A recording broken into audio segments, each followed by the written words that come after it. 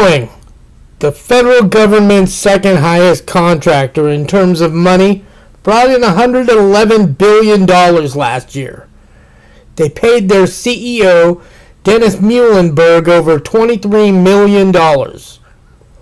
You know them as a manufacturer of airplanes like the 737 MAX, which was grounded in March because of 2 crashes in 5 months.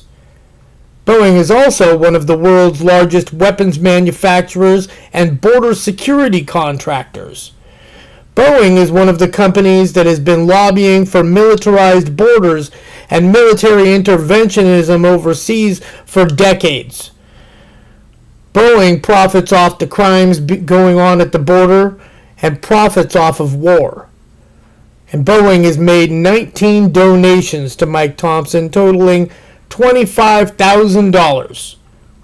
Is big money from weapons manufacturers like Boeing the reason that Mike Thompson has voted to fund military interventionism in places like Venezuela, Colombia, El Salvador, Honduras, Niger, Mali, Chad, Egypt, Syria, Libya, Somalia, Lebanon, Iraq, Iran, Afghanistan, Pakistan, Georgia, Ukraine, Guatemala, Bolivia, Yemen? Get the picture? The list goes on.